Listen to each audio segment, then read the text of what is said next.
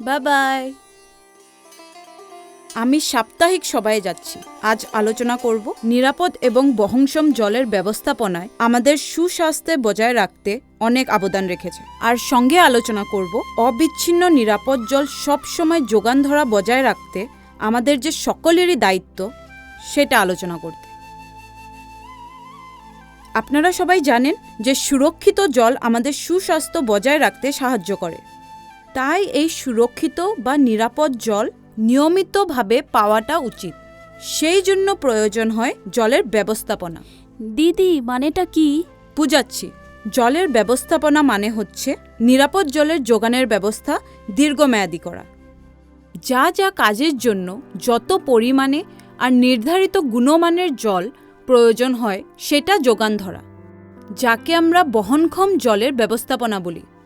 আগেও বলেছি, জল জীবন মিশনের মূল উদ্দেশ্য হচ্ছে গ্রামে বসবাস করা প্রতি জনের নামে প্রতিদিনে 55 লিটার করে নির্দিষ্ট গুণমানের জল যোগান করা। সেই জন্য এই পরিকল্পনার অধীনে বিভিন্ন প্রকল্পের নির্মাণ করে জলের পরিশোধনের ব্যবস্থা করা হয়েছে। তারপরেই সেই নিরাপদ জল বিতরণ করা হয় আমাদেরকে।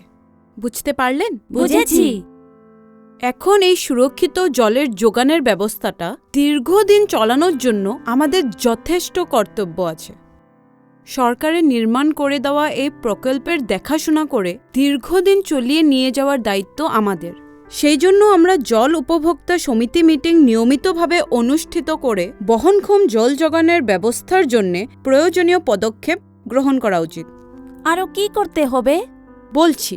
জলের ট্যাপ অপ্রয়োজনীয়ভাবে খুলে রেখে সুরক্ষিত জল নষ্ট করা উচিত নয়। জল জীবন মিশন দ্বারা যোগান ধরা জল দিয়ে কাপড় ধোয়া, বাহন ধোয়া ইত্যাদি কাজ করাটা উচিত নয়। ঘরোয়া কল সংযোগের জায়গায় পাকা মেঝে এবং শুষ্ক গর্ত নির্মাণ করা উচিত, যাতে ব্যবহার করা জল আবার ভূগর্ভে যেতে পারে।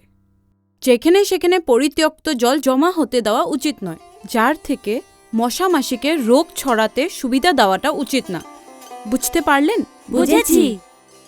অনাময় ব্যবস্থা, বাড়ির চারপাশে পরিষ্কার পরিচ্ছন্ন করে রাখতে জলের প্রয়োজন, কিন্তু তার জন্য আমরা প্রয়োজনীয় জলই ব্যবহার করা উচিত। অযথা জল অপচয় করা উচিত নয়। রান্নার কাজে আমরা সুরক্ষিত জলই ব্যবহার করাটা উচিত। তখন আমরা জল থেকে হওয়া রোগগুলোর থেকে হাত ছাড়াতে পারবো। হ্যাঁ, কথাটা। এছাড়াও আমাদের জল পরীক্ষা করা মহিলা দলকে নিয়মিতভাবে জল পরীক্ষা করতে হবে। জলের উপভোক্তা সমিতি ওদের দায়িত্বগুলো ভালো করে পালন করতে হবে। তখনই আমাদের এই বহনক্ষম জলের ব্যবস্থাপনা ধারণাটা সফল হয়ে উঠবে। বুঝতে পারলেন তো? বুঝেছি।